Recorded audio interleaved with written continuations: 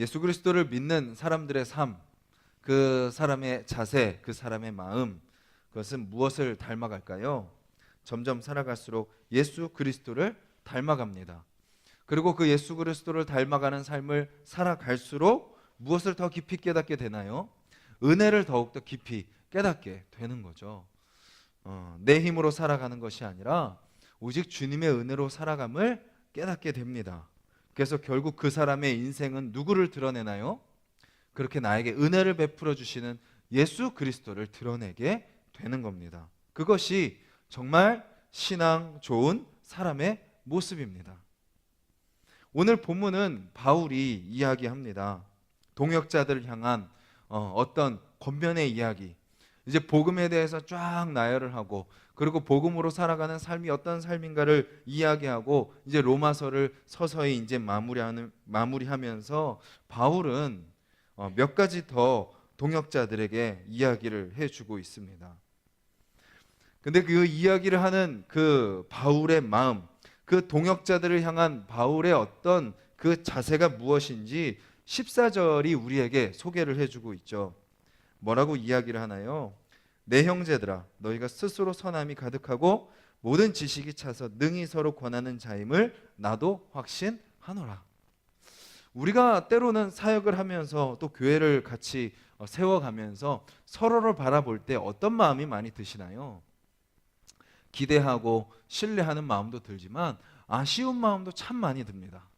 저분은 이렇게 더 해주면 좋을 것 같은데, 저 사람들은 이렇게 좀 더 이렇게 하면 좋을 것 같은데, 또 때로는 왜 저렇게밖에 못하지? 하는 그런 마음들, 우리 스스로 세우는 기준으로 서로를 바라보는 거죠. 그렇게 서로를 생각합니다. 그런데 바울은 동역자들을 바라보면서 뭐라고 표현하고 있나요? 내가 너희들을 믿는다라고 이야기합니다. 내가 너희들을 확신한다라고 이야기합니다. 바울의 기준으로 봤을 때 믿을 만한 사람이 있었을까요? 바울의 기준으로 봤을 때 확신할 만한 사람이 있었을까요? 바울 스스로의 기준으로 놓고 봤을 때 대부분의 사람들이 자기의 성에 차지 않았을 것입니다. 본인 스스로는 목숨까지 바치면서 복음을 전했고요. 그냥 방방곡곡 지금처럼 차가 있는 것도 아니고 비행기나 배가 있는 것도 아닌 배를 타도 그 수개월을 걸려서 가야 되는 그 거리를 가며 복음을 전했던 자신의 열정에 비하면 거기에 따라올 동역자들이 없었을 것임에도 불구하고 바울은 뭐라고 이야기하나요? 나는 너희를 확신한다라고 이야기합니다. 이것이요, 공동체 가운데 얼마나 중요한지 모릅니다. 한번 불신을 갖기 시작하면요, 한번 의심하기 시작하면요, 한번 그 사람을 왜곡된 눈으로 바라보기 시작하면요, 우리 마음은 불같이 활활 타오릅니다. 그 사람을 향한 부정적인 마음이 타오르게 되고 그 공동체를 향한 불신이 타오르게 됩니다. 그런데 바울의 고백처럼 서로를 확신하고 서로를 믿는 마음으로 설 때, 그렇게 할 때 공동체는 그 안에서 정말 은혜로 채워지게 되는 거죠. 그렇게 믿을 만한 거리가 없지만, 그렇게 아직 확신할 만한 모습이 보이지 않지만, 저는 오늘 이 바울의 고백처럼 우리가 서로를 바라볼 때 그런 확신으로 바라보는 공동체가 되었으면 좋겠습니다. 이렇게 고백하죠. 선함이 가득하고 모든 지식이 차고 서로를 권함이 있는 줄을 확신하노라. 이 세상에 어떤 공동체가 선함으로만 가득 찬 공동체가 있겠습니까? 우리가 뉴스도 보고 또 여러 교회를 겪으셨겠지만 아무리 좋은 교회라고 해도 악한 것들이 가득합니다. 악한 것들이 끊임없이 나옵니다. 그리고 하나님을 안다고 하지만 그 삶이 하나님을 아는 것에 가득 차는 모습이 부족한 것을 우리는 늘 보게 되죠.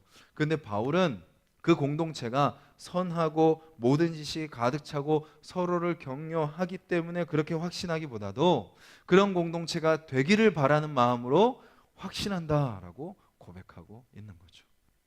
우리 눈앞에요, 부족한 모습이 서로에게 보일수록 서로를 더 믿어주는 공동체가 되었으면 좋겠습니다.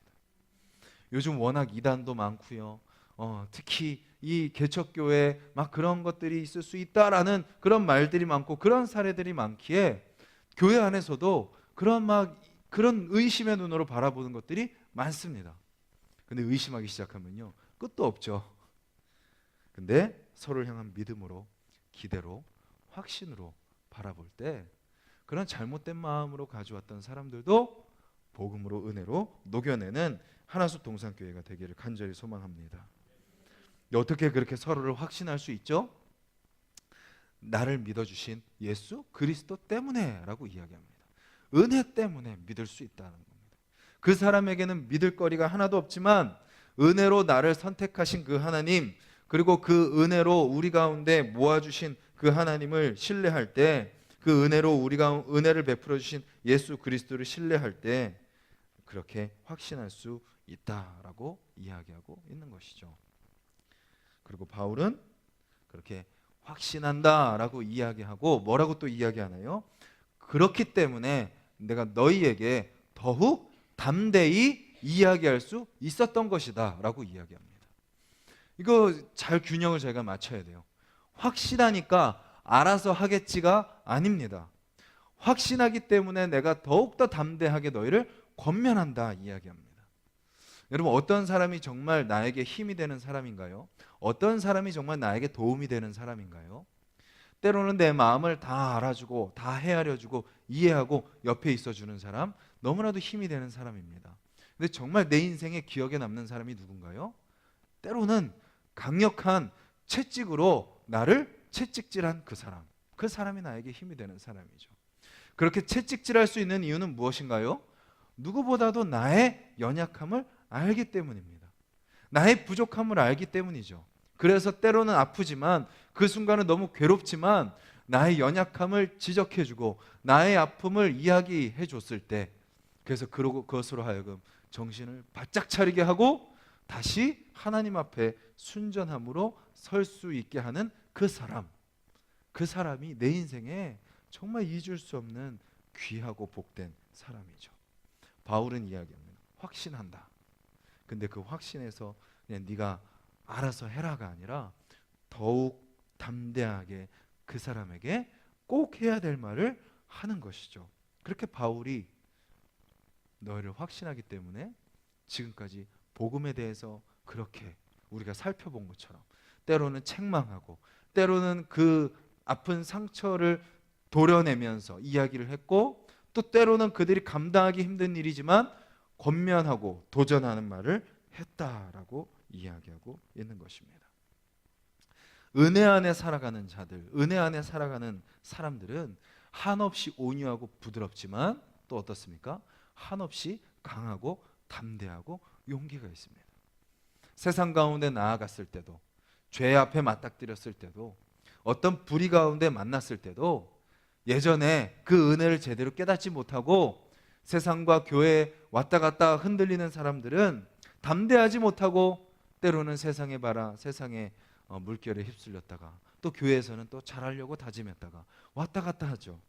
근데 정말 그 은혜 가운데 서 있는 사람, 은혜 가운데 있는 공동체는 어떤 상황과 환경에 닥쳐도 흔들리지 않는 거죠.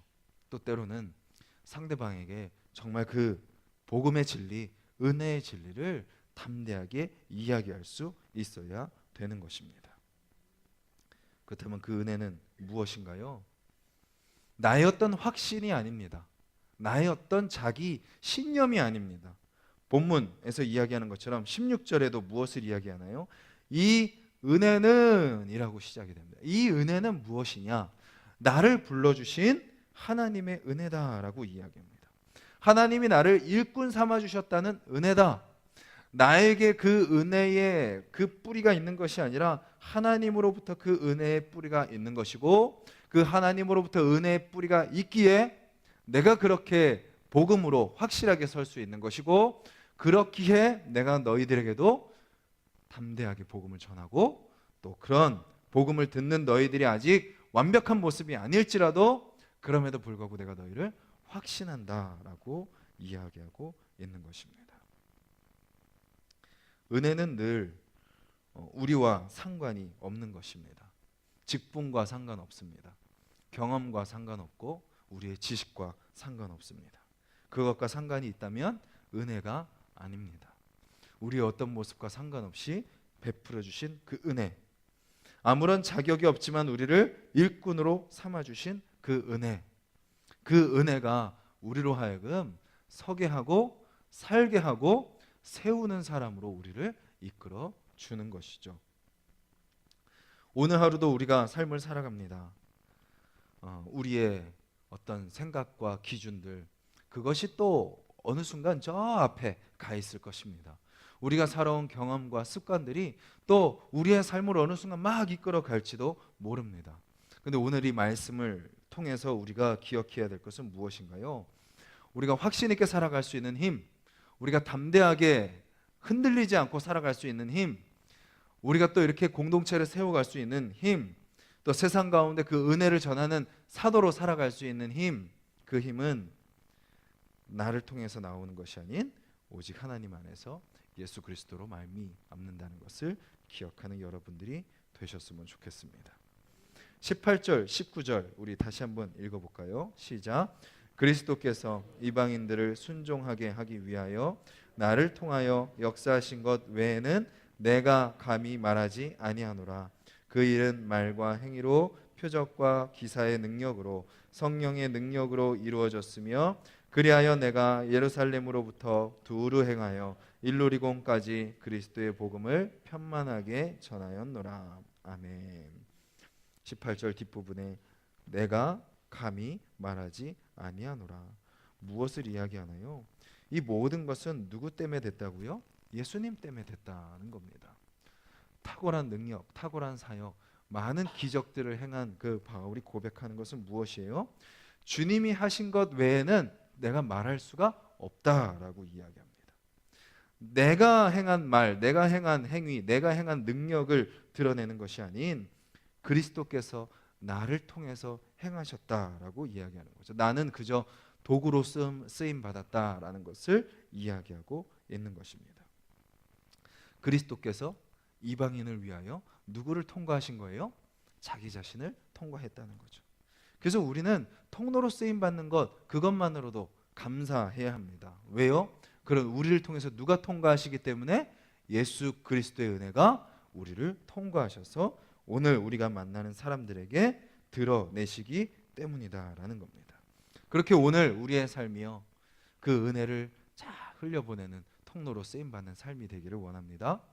여러분들 배우자에게, 남편과 아내에게, 또 여러분들 자녀에게, 부모님에게, 직장에서 만나는 모든 사람들에게 우리는 그저 우리의 어떠함을 드러내는 것이 아니라 나를 통해 흘러가시는 예수님의 은혜, 예수님의 사랑, 예수님의 성품, 그것을 드러내는 통로로 쓰임받길 원합니다. 그런 마음으로 오늘 하루를 살아가는 저와 여러분들이 되시기를 간절히 소망합니다.